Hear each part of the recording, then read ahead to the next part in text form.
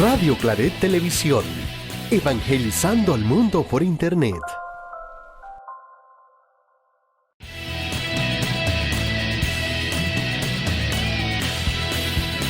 Radio Claret Televisión, evangelizando al mundo por Internet.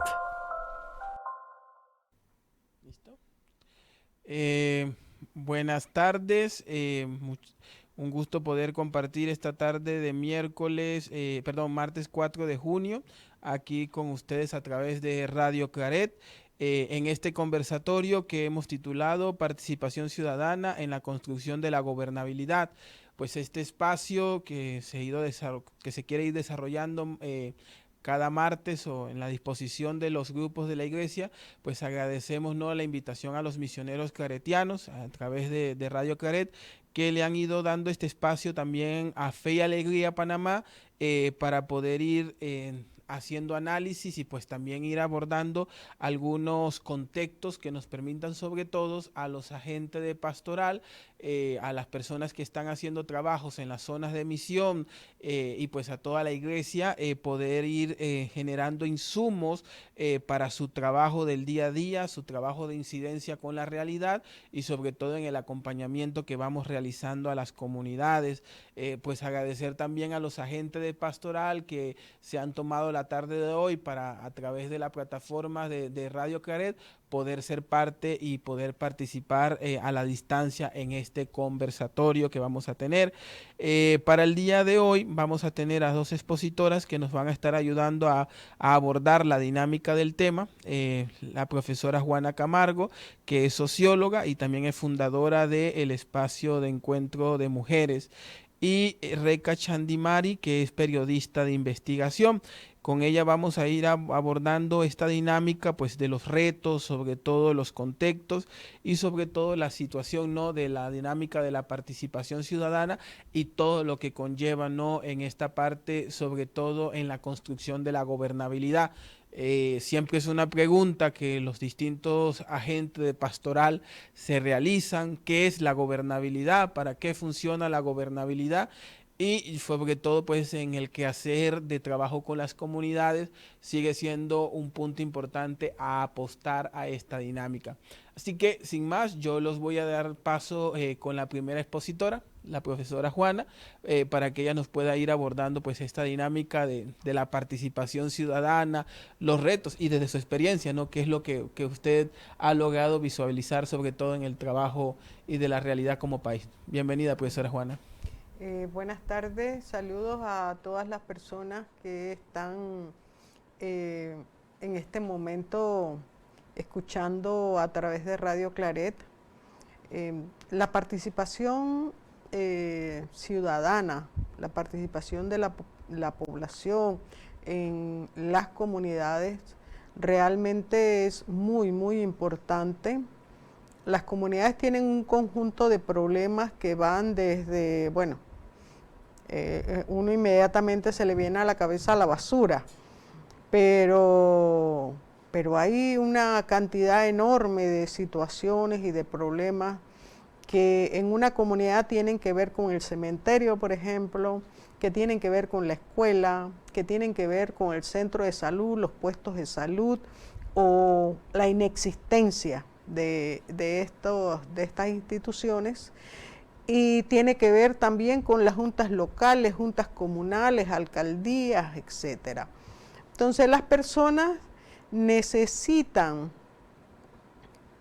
participar porque muchas veces estos servicios no tienen el nivel que debería, y si la población se desconecta de ello, todavía es mucho más difícil que puedan resolverse estas situaciones.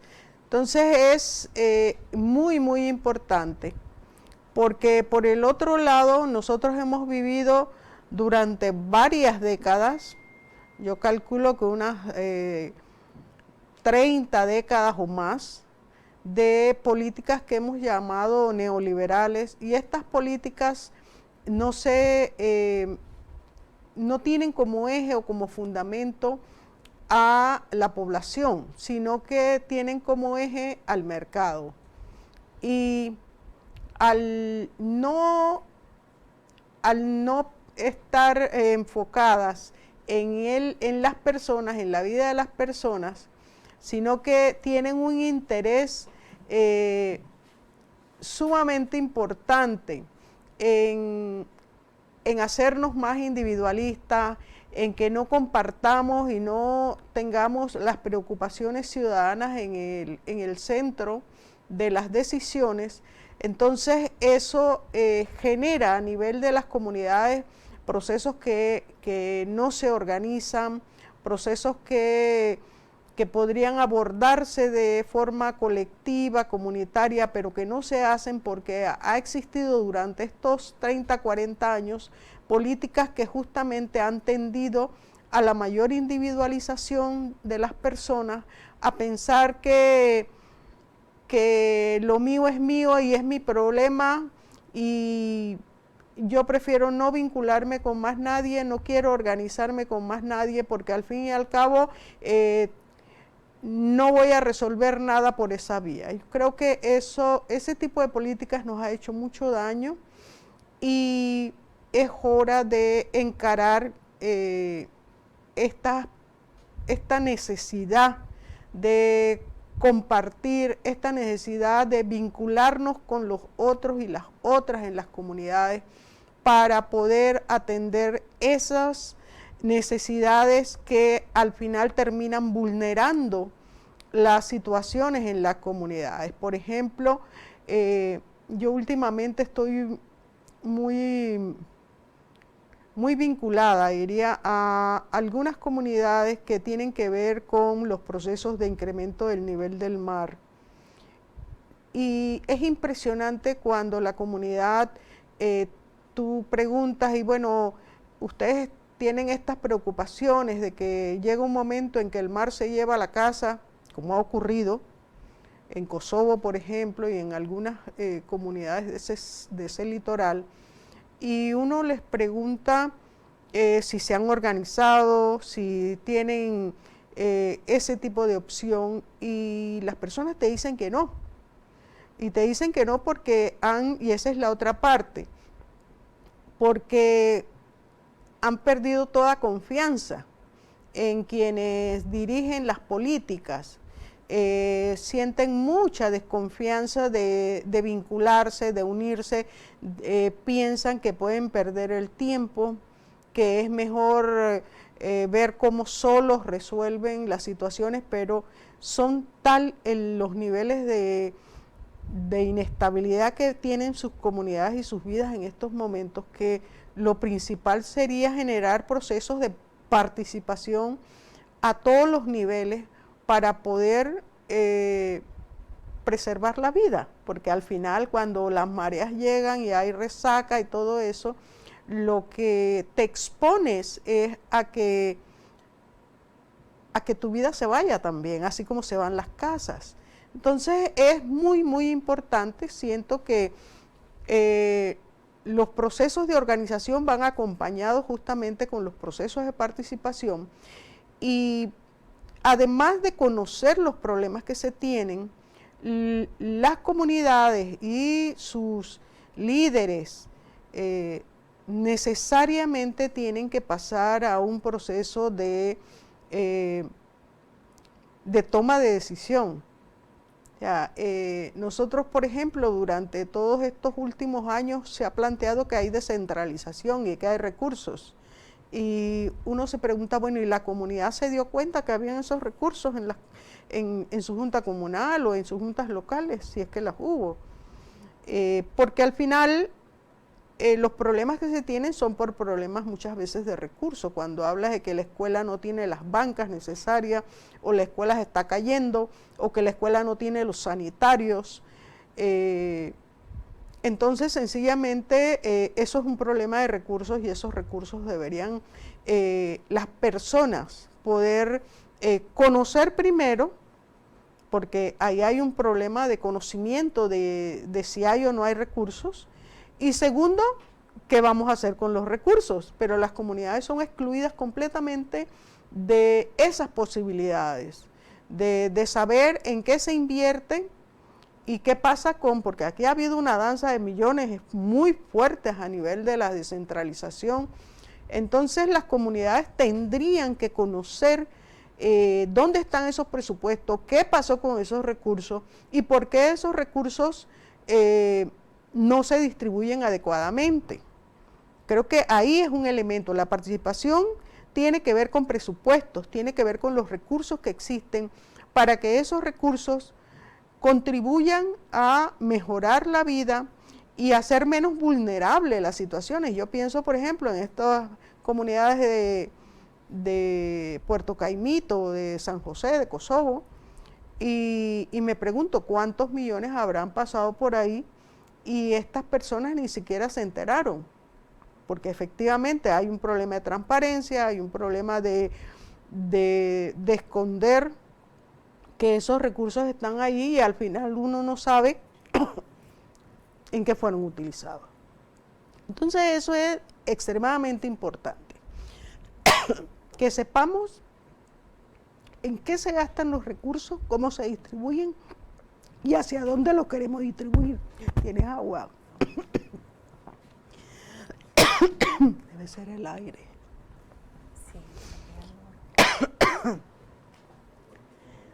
Sí, entonces, ay, sí, un poquillo de agua. Ah, gracias.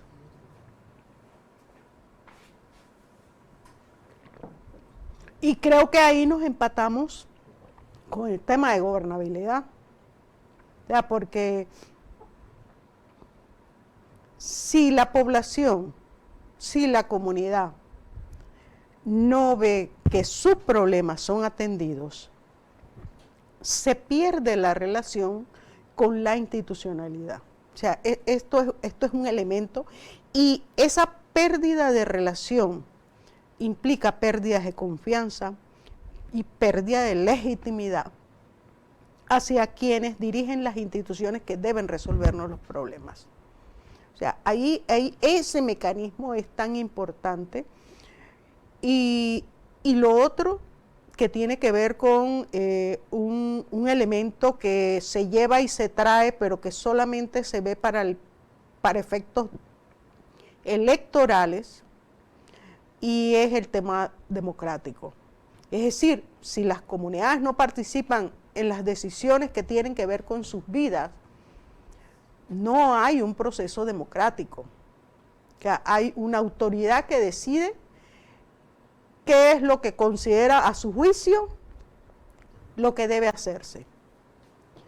Y no es precisamente un proceso democrático que le permita a la población crecer, desarrollarse adecuadamente, porque sencillamente no participa. Entonces eso es un elemento muy, muy importante, porque mucho de lo que hemos vivido durante estos 5 años, y yo diría que hacia atrás muchos años, en cada gestión gubernamental,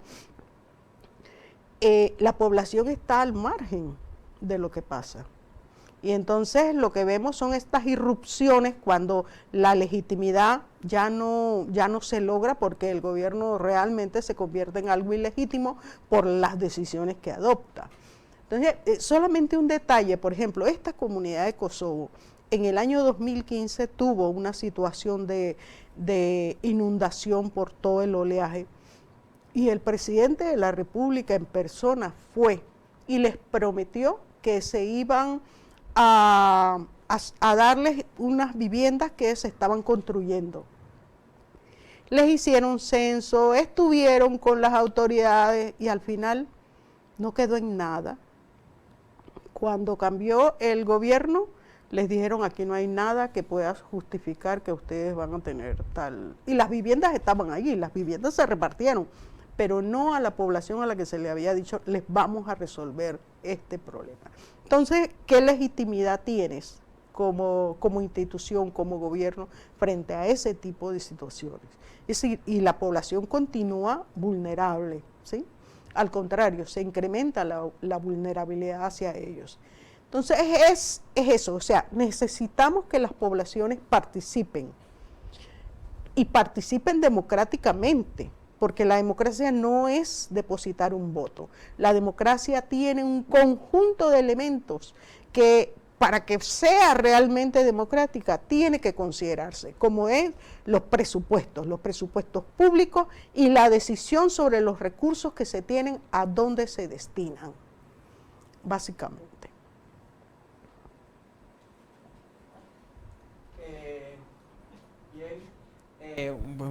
Mucho gusto, profesora, escucharla el tema, ¿no? Para recapitular la parte no necesaria de todos participar, en la parte de que no es una cuestión meramente política, existe una necesidad de que todos participemos, de que todos demos nuestra parte, sobre todo también por el tema de la administración de los recursos económicos que se asignan.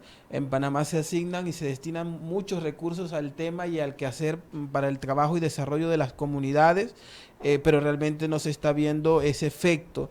Y lo tercero, ¿no? Realidades como la profesora lo detallaba, lo que está pasando en Puerto Caimito y en otra zona, donde se está viendo, ¿no? Efectos ya del cambio climático, todo el tema de la necesidad de innovar, todo el tema de la necesidad de poder generar una estructura de resiliencia de las comunidades, pero pues no se logra porque pues la participación ciudadana en este caso muchas veces no es atractiva, ¿no?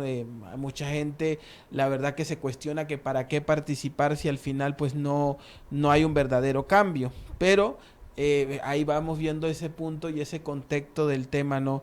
Entonces ahora le vamos a dar la palabra a Reca, que ella nos va a decir pues conectar con esto que ha dicho la profesora, esa necesidad de participar, pero sobre todo en un aspecto en el tema, ¿no? de la gobernabilidad, y pues iniciando en pocos días vamos a iniciar un nuevo gobierno y sobre todo en lo cual todos nos tenemos que involucrarnos en esa parte de la gobernabilidad y pues esos retos que se nos impone a nosotros como ciudadanos. Bienvenida, Reca. Gracias, Araceli, por la invitación. Pues yo creo que suscribo lo que dice Juana, y también pasa por mucho de este ejercicio de resignificar, ¿no? Términos como gobernabilidad, como democracia, como progreso, como desarrollo. Creo que pues están muy pegados a lo que de facto han hecho los gobiernos en los últimos 30 años, ¿no? Está totalmente acoplado el desarrollo al crecimiento económico. Entonces vemos un país que crece constantemente. El único año que no creció fue el año de la pandemia, un poquito se empezó a recuperar, pero son cifras artificiales y los efectos no se ven en las comunidades. Todavía vemos pacientes que justo entre ayer y hoy tienen, según el MINSA, una gastroenteritis, y no, el Ministerio de Salud recién hoy ha podido ir a la comunidad. Entonces son unas falencias, niños que todavía están muriendo, ¿no? por desnutrición, que no tienen una educación básica, todavía hay trabajo infantil en este país. Entonces son cosas que a veces no se pueden entender en un contexto del país que más crece, de un país que tiene un centro financiero, que tiene un centro financiero regional, que tiene un canal, pues que tiene el segundo PIB per cápita de toda la región después de Chile. Esto entonces yo creo que pasa, ¿no? Por entender el desarrollo como algo diferente, ¿no? Hay conceptos en otros países, ¿no? Como el buen vivir, conceptos, bueno, que aquí una de las candidaturas habló de una vida digna. Entonces, ya no hablar, no buscar, por ejemplo, el bienestar humano en conceptos cuantitativos, sino cualitativos. En cuanto a la gobernabilidad, también creo que hay que resignificarla, porque cuando se habla en estos espacios políticos, se hace ver como una puja y una repuja entre el Ejecutivo y el Legislativo, incluso entonces el papel del órgano judicial, bueno, y los pactos, ¿no? que se construyen entre estos poderes.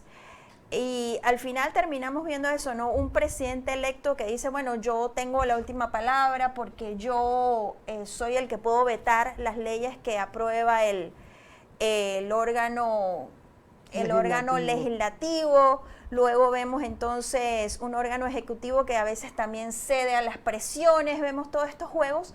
¿Cuál es la participación ahí de las personas, de las comunidades? Virtualmente ninguna. Entonces la gobernabilidad tenemos que retomarla desde el poder emana del pueblo. ¿Cómo se hace eso? Pienso que se hace construyéndolo, ¿no? Construyendo una nueva gobernabilidad a partir de la participación ciudadana, buscando cambiar, ¿no? Estas relaciones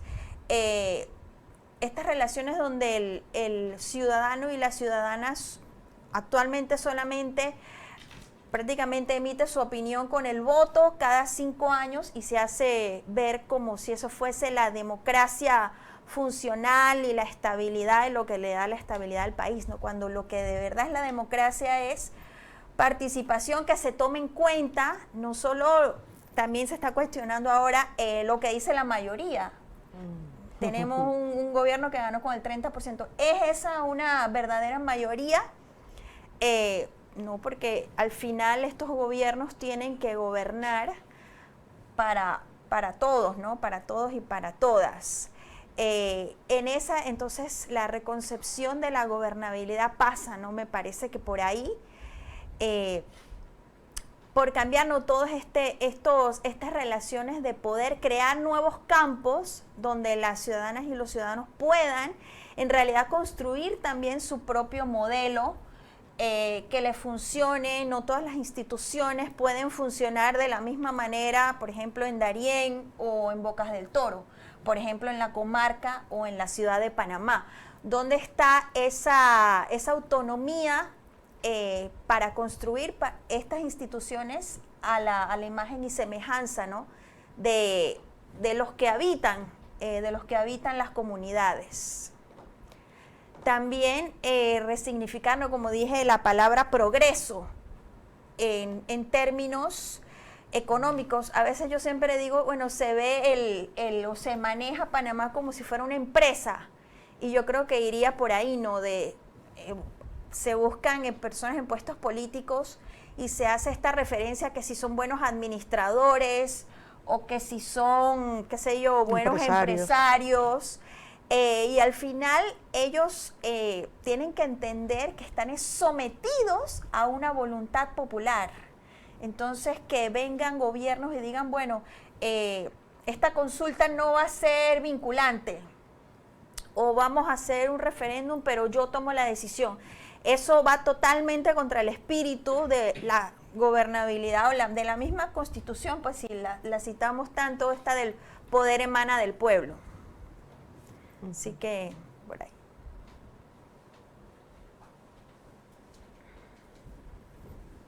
Bien. Bueno, centrándonos en una parte, ¿no? Del tema de las reflexiones y pues de todo este tema, ¿no? De lo que apunta el tema, ¿no? De esa parte, ¿no? Nos quedamos con lo último, ¿no? De la democracia, es el gobierno que nace del pueblo y para el pueblo, es un gobierno, pues por eso vamos a ir a votar cada 5 años, a elegir autoridades. Pero sí, pues hay una parte y un cuestionamiento, ¿no? Del tema de cómo se hace este tema de elección, el tema de la misma necesidad de respuestas hacia las comunidades y con las comunidades, ¿no? Porque ahí hay 2 temas, ¿no? La respuesta tiene que ser para la comunidad y con la comunidad. Muchas veces se piensan y se generan proyectos muy bonitos, pero a la final estos proyectos pues nunca llegan o nunca tienen un impacto verdadero. También me quedo con el caso de lo que mencionó Reca, la situación que se está viviendo ahorita en Nueva Lucha, es una situación bastante compleja. De hecho, nosotros como iglesia tuvimos el primer reporte el día sábado en la mañana, que habían algunas personas que estaban padeciendo y que habían desarrollado síntomas pues, de diarrea y vómito, y nos sorprendió fue para cuando recibimos en la noche el llamado de que ya habían fallecido 2 personas. Y hasta el día de hoy sigue creciendo el número de personas que está afectadas, pues no se sabe cuántos hay, pero tampoco el Ministerio de Salud ha tenido la eficacia de responder rápidamente. Solo dos de las 10 personas que estaban enfermas han sido traídas al Hospital Santo Tomás, a los cuales todavía se le está haciendo una evaluación para ver esta situación de lo que está ocurriendo. Y bueno, me imagino que va a pasar mucho tiempo para que puedan dar una respuesta también clara y precisa de lo que ha sucedido allí. Aquí leyendo un poco, les envío, bueno, saludos envían desde la Pastoral Social Cáritas, también desde la Parroquia de La Pintada y también de la zona misionera de Santa Fe en Darién, que han estado escuchando. Y tienen una pregunta un poco así como abierta. En esta parte, ¿no?, de la participación ciudadana y la gobernabilidad, ¿cuáles serían sus expectativas ante el nuevo gobierno? ¿Cuáles serían como esas expectativas que ustedes vienen y retos que tenían para la ciudadanía? No sé si quién gustaría iniciar, profesora. Sí. Nosotros tuvimos durante los 2 últimos años procesos de participación ciudadana muy fuertes en respuesta a la ineficacia, inactividad, poca transparencia de las políticas del gobierno.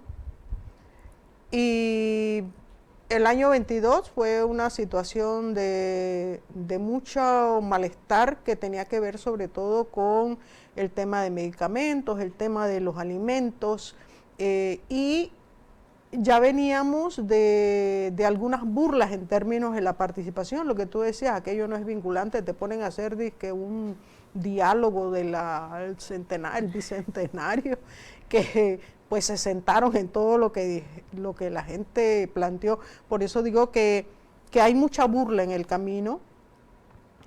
Y además, y quiero recalcarlo, o sea, el individualismo y la poca organización que vemos a nivel comunitario tiene relación directa con las políticas de los gobiernos, con las políticas neoliberales. Su concepción cultural está ahí, porque lo que nos tiene que unir es el mercado, no la solidaridad, no con la colaboración, no la vida de la gente, sino que es el mercado. Si hay dinero, se recuerdan la campaña, si hay chenchen en el bolsillo, entonces vamos a ser felices.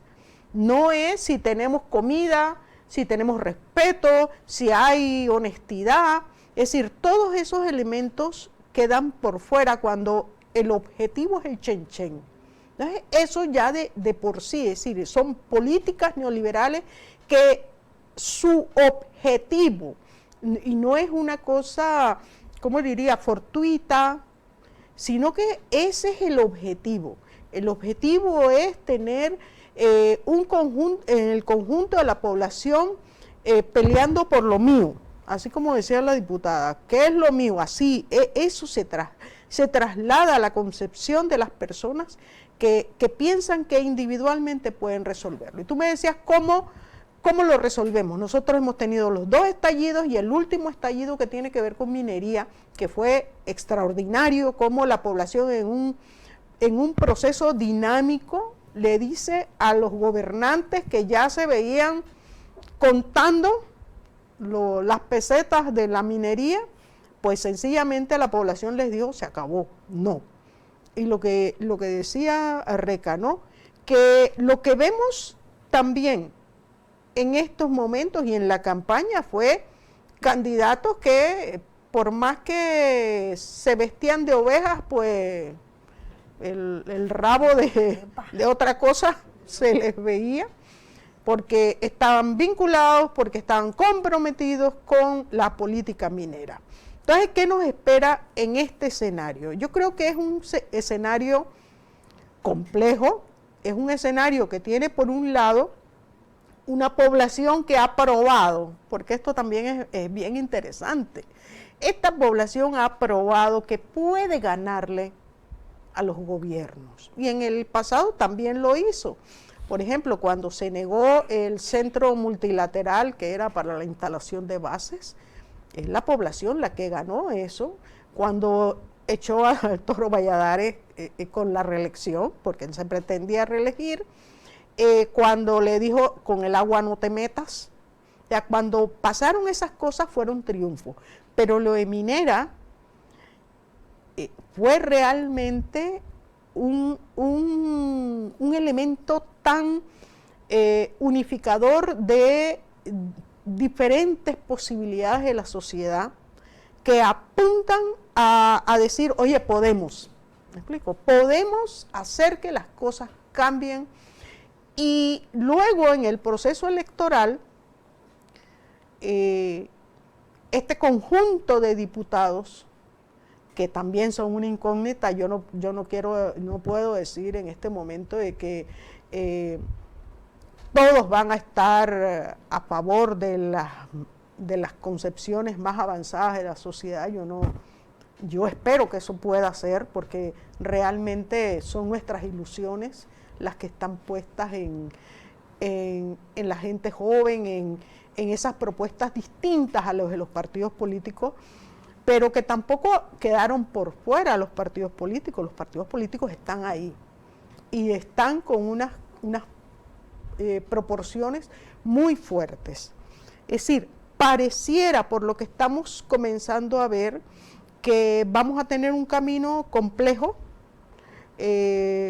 porque el señor de la Embajada de Nicaragua, el señor Martinelli, sigue maniqueando, sigue manipulando, sigue, a pesar de que debería estar en una cárcel en donde no sé por qué le permiten tener un celular, porque eso no está permitido, pero él sigue y sabemos que va a continuar, porque además lo otro que no podemos olvidar, a pesar de que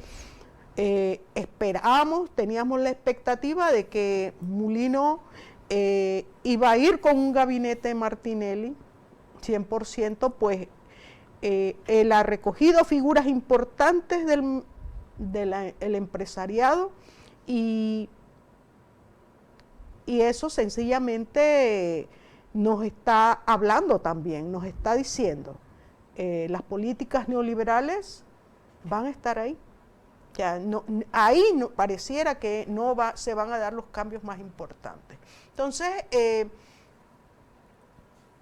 pienso que no es como lo esperábamos, pero en un proceso de participación ciudadana y en procesos de organización comunitaria, en procesos en los que tú tienes que resolver problemas como la Caja del Seguro Social, la política fiscal, que ya incluso ahí, bueno, el ministro ha dicho que no va a aumentar el ITBMS, pero hay que ver qué va a hacer. Yo espero que cobre como Dios manda los impuestos, para que no haya evasión. Y tenemos otros problemas muy serios, como los problemas de educación y de salud. Es decir, cómo vas a ver todos esos problemas y a favor de quién se van a inclinar las balanzas. Ahí, yo por eso digo, no tenemos una bola de cristal para decir cómo va a ser esto, pero a mí me da mucho miedo el autoritarismo. Eso, porque el autoritarismo le ha quitado la vida a mucha gente, ha dejado ciegos a trabajadores en el área de Bocas del Toro, ha dejado muertos en el área de la comarca Nové Buglé. Entonces, creo que estamos en un momento de mucha expectativa, y que son las decisiones más importantes que el gobierno adopte los que nos van a decir si va a haber una diferencia en este gobierno de los anteriores, o va a ser algo parecido. Y sobre todo en términos de la política económica, o sea, porque tenemos una deuda hasta el techo, y eso implica pagar a los organismos. Encima de eso, el tema de las calificadoras de riesgo, que son quienes determinan muchas veces la política económica con sus calificaciones. Entonces sí, hay una situación compleja, pero pienso que debemos echar manos del poder, de la movilización popular, de la participación ciudadana, y de que efectivamente, como lo hemos hecho en el pasado, podemos continuar por una senda en la que se proteja la vida de la gente, en que eso sea lo más importante. Hay que reconstruir la red de la vida que está tan fragmentada por todas estas políticas que no nos ponen en el centro, sino que es el mercado el que ponen en el centro y usted sálvese el que pueda. Sí, yo solo agregaría que también, o sea, es muy difícil anticipar, ¿no?, qué puede o qué camino va a tomar el nuevo gobierno, pero yo no creo que haya mucha diferencia en el fondo de las políticas neoliberales, de la agenda extractiva, que no solo se limita a la minería. El extractivismo, pues aquí recientemente hubo resucitó un título de propiedad de exploración petrolera en el Darién, que las comunidades Guna fueron pues rápidas y pidieron al ministerio, al registro público, que anulara. Pero hubo ahí un intento que si las comunidades no hubieran estado alertas, lo hubieran podido colar. El extractivismo también, hay un extractivismo financiero con pues un intento que no es exclusivo, ¿no?, de Panamá. Esto ya ha pasado, por ejemplo, en Chile, en muchos otros países donde se privatizó la administración de los fondos de las pensiones. Eso es un intento y viene directamente de los mercados, de lucrar con los fondos de las pensiones, ¿no?, de los trabajadores y las trabajadoras. También hay un extractivismo que se va a ver pues también en quienes acaparan las fuentes de agua dulce.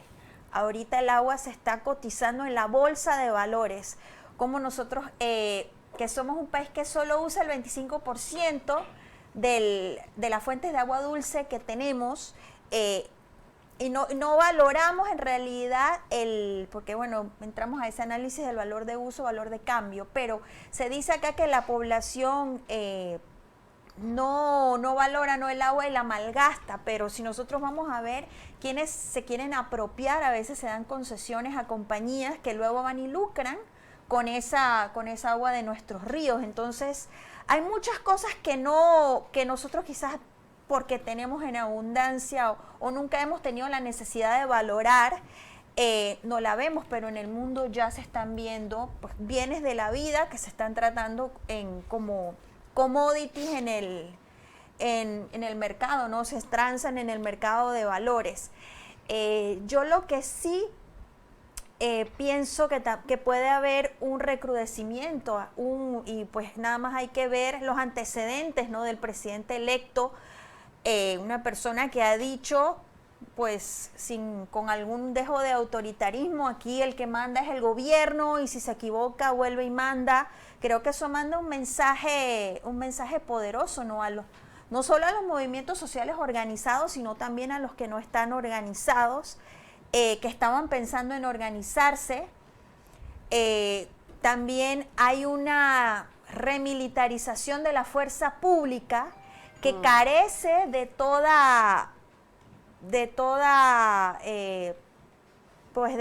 tener que rendir cuentas a la población. Aquí pasan incluso, no se le hacen los juicios, todo queda dentro con sanciones administrativas. Nosotros nunca, muy pocas veces, si acaso se filtra, no conocemos el nombre de los agentes que hacen los disparos, que dejan a las personas ciegas. Incluso hubo un caso donde abusaron de unas muchachas y todo eso se permite, todo eso se calla cuando son delitos, pasan dentro de la fuerza pública. No los conocemos, ellos dicen, por ejemplo, a veces la policía comunica que aprendieron a tantas personas en un operativo de drogas. ¿Dónde está en realidad la rendición de cuentas de la Policía Nacional? No se puede satanizar a todos, pero hay una parte, lo hacen ver a veces como una manzana, como algunas manzanas podridas, pero en realidad son pocas. ¿Cuántas son? Nunca lo sabemos, porque las que lo son no conocemos los nombres. A diferencia de el que se roba una gallina, y haciendo esa alusión no muy popular, el hijo de la cocinera. Así que yo pienso que pues un recrudecimiento también del derecho a la protesta, de cómo esta fuerza pública va a aplacar esta protesta. Ahí nada más tenemos que ver los antecedentes, ¿no? Lo que pasó en Colón y Bocas del Toro. Va a ser esa la garantía que le va a dar el nuevo gobierno a estas transnacionales extractivas, no solo mineras o cualquier transnacional que se quiera o empresa nacional que quiera apropiarse de recursos, bienes que son comunes. Entonces ahí juega un papel toda esta narrativa de qué es lo público, qué es lo común, de qué es lo que no es de las comunidades, que el gobierno se lo toma para sí, luego para tomarse la autoridad de repartirlo, ¿no?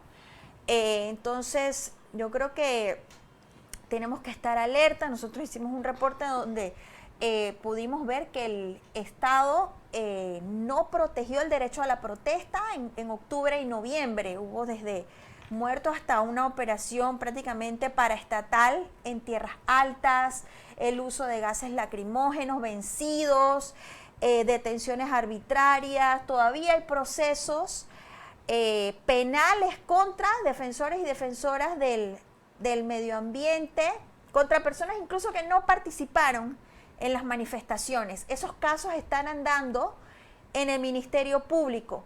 Cuando, por ejemplo, para hacer un paralelismo, las denuncias que se le pusieron al presidente, que aprobó con todo su gabinete un contrato con 25 inconstitucionalidades, todas esas denuncias la Asamblea las archivó. En menos de 2 días fueron archivadas. Y estos procesos contra personas que incluso algunas de ellas no estaban ni siquiera en las manifestaciones, todavía tienen estos procesos abiertos. Entonces, vemos, yo anticipo por lo menos un recrudecimiento de esto, también la satanización de la organización popular, la satanización del sindicalismo, la satanización de voces críticas puede llegar a niveles que no van a ser sanos, ¿no? Así que pues tenemos que estar alerta. Bien, y como lo estábamos detallando, ¿no? Es pues importante ver que Panamá es uno de los países donde pasa un gran porcentaje del comercio mundial. Pasa casi la riqueza de muchas naciones, pero Panamá es uno de los países más desiguales de la región. Y pues no creo que hay que irse muy lejos, ¿no? Solamente mirar el reflejo de la ciudad, grandes edificios, grandes construcciones, pero a pocos kilómetros en las periferias, pues zonas olvidadas totalmente, sin acceso al agua, zonas realmente, barrios donde pues la vida tiene de todo menos vida digna, y ahí hay una necesidad, ¿no?, de poder generar sobre todo propuestas y consensos desde la comunidad. Si ya nos vamos a las zonas rurales y comunidades indígenas, pues vemos que ahí se acrecienta mucho mejor la mala distribución de la riqueza. Comunidades totalmente empobrecidas que viven con lo básico y lo diario. Comunidades donde la educación y la salud se pierden entre tanta amalgama de realidades. Y es así como vemos una región metropolitana cargada de opulencia, sumida en la modernidad, pero a las afueras una ciudad olvidada, y donde la movilidad social cada vez se hace más limitada. Acceder a la educación antes era fuente de poder acceder a una movilidad social. Hoy acceder a la educación es la garantía de nada. Y eso no lo digo yo, me lo dijo a mí una líder comunitaria en Bajo Chiquito, en Darién, cuando estábamos trabajando con ellas el tema de la situación de por qué los chicos no quieren ir a la escuela y están desertando para llevar y acompañar a los migrantes por la selva. Y sí, antes decía, yo estudiaba, iba y tenía la posibilidad de poder acceder a algo. Ahora yo estudio y es para quedarme haciendo aquí nada. Entonces, ¿para qué ir a la escuela a gastar tiempo si lo que necesito es empezar a ganarme la vida desde ahora? Mis hijos necesitan ganarse la vida desde ahora. Y eso empieza a generar pues una serie de problemáticas que en las comunidades, y que sobre todo los agentes de pastoral y los que están sintonizando este pequeño conversatorio a través de Radio Claret, pues yo creo que compartimos el mismo sentimiento, ¿no? Y sobre todo porque lo vemos desde la parte local, desde la comunidad. Hay veces que uno está en los centros pastorales, está en las parroquias o está en distintas cuestiones y ve una serie de problemáticas que van creciendo. La semana pasada estábamos en el área de Chepo y hemos visto pues cómo en algunas comunidades se ha normalizado el abuso infantil hasta un punto que ya nadie se cuestiona. Entonces uno llega a un punto y bueno, ¿y qué hay que hacer para poder mejorar esto?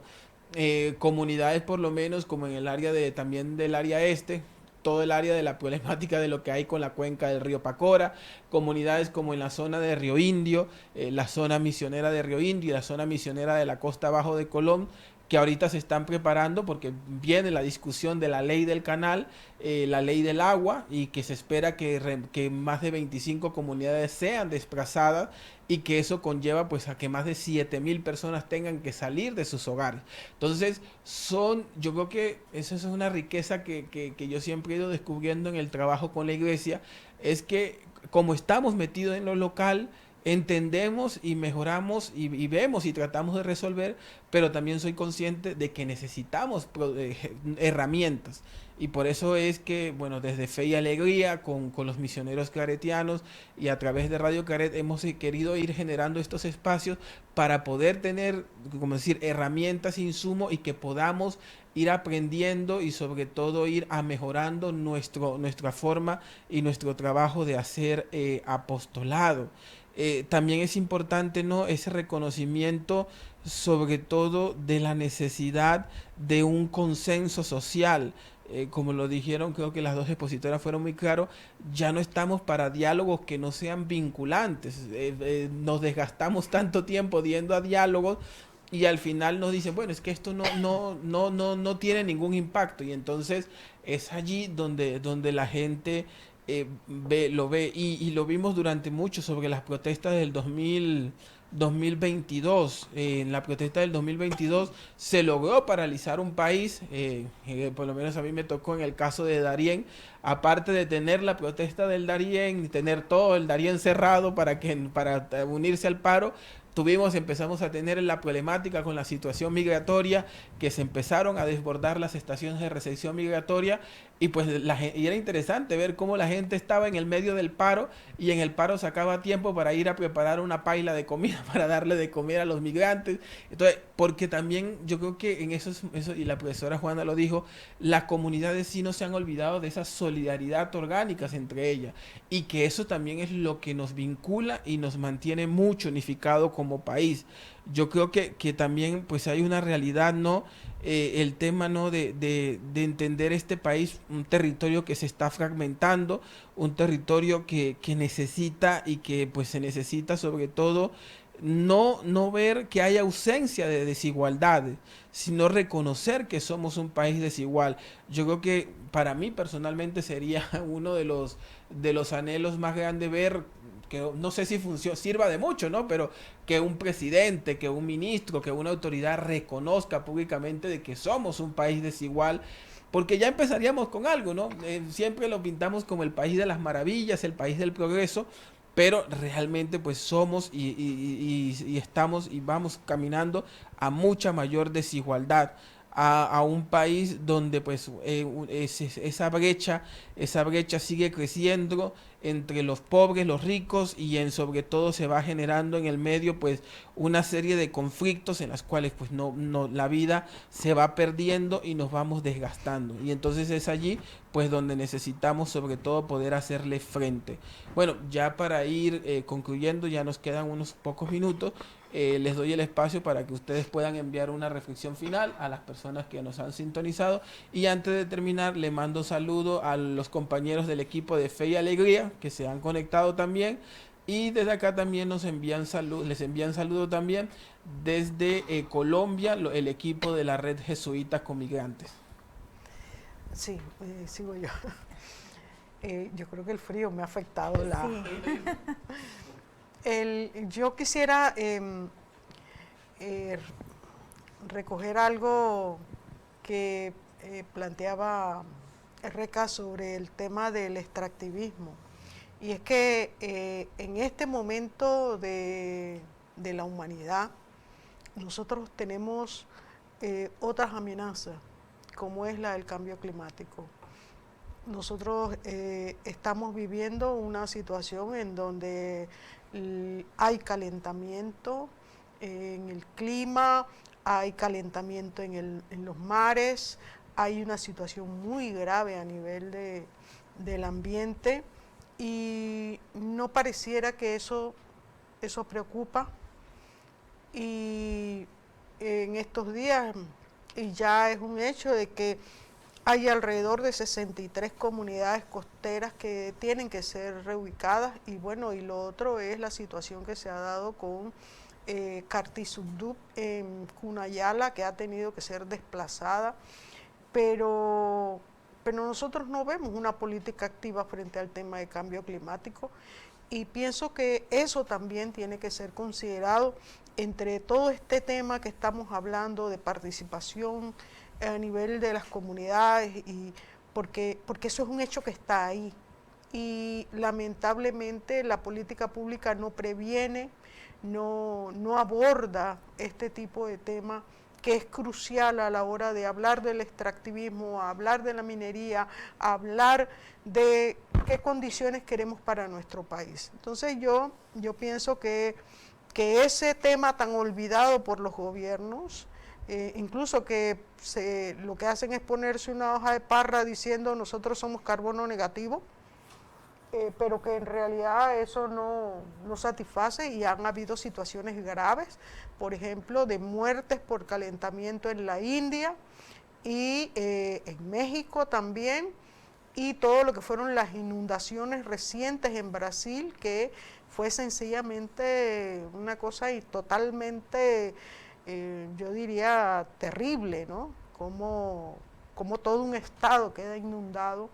Y por el otro lado también los incendios forestales, que comienzas a ver cada vez con mayor fuerza. Es decir, que tenemos una situación, un contexto preñado de problemas, y como bien decía Reca, las políticas autoritarias y neoliberales no son las que pueden contribuir a solucionar esto, porque ese no es el interés de ellos. Y gracias a ustedes y gracias a todos los que están viéndonos y escuchándonos.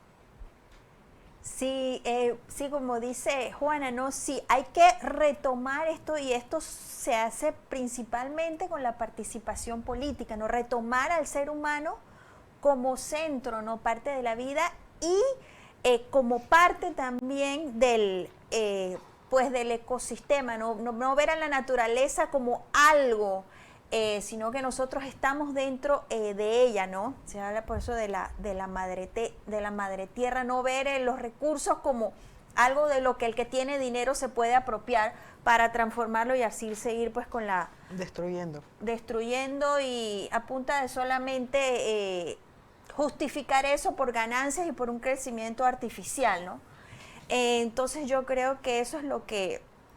Esa es una tarea, no es fácil, es una tarea que requiere una alerta constante, una organización constante, una educación liberadora constante, no adoctrinadora, y ahí juegan un papel importante pues programas como este, ¿no?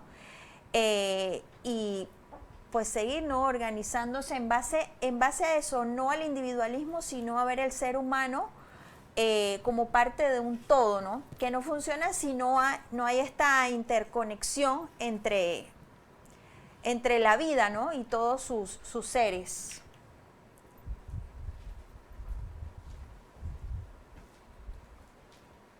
Bueno, pues ha sido un gusto poder compartir esta tarde de martes con ustedes a través aquí de Radio Claret. Igualmente, pues muchas gracias, profesora Juana, Reca, por acompañarnos, por pues darle de su tiempo a los agentes pastoral, a las personas que nos han sintonizado en esta tarde, y pues y a los que van a seguir en las distintas formaciones que se van teniendo, pues siguiendo usando estos insumos que pues a través de Radio Claret no solamente tenemos la disposición de transmitirlo en vivo, sino que nos va a quedar como un insumo para las capacitaciones y formaciones que se vayan a ir haciendo con los agentes de pastoral, y de verdad también agradecerle a cada uno de los agentes que desde sus parroquias, desde sus zonas misioneras, pues responden a ese llamado y siguen haciendo ese trabajo de hacer vida el evangelio en lo cotidiano, ir haciendo, construyendo ese reino de Dios y sobre todo pues manteniéndonos en unidad. El camino es largo, tenemos muchos trabajos y realidades que hacer, pero siempre tenemos la confianza y la cercanía desde que podemos seguir haciendo algo para ir mejorando este país y también para seguir acogiendo a las personas que llegan a este país en medida de que lo necesiten. Que tengan una feliz tarde.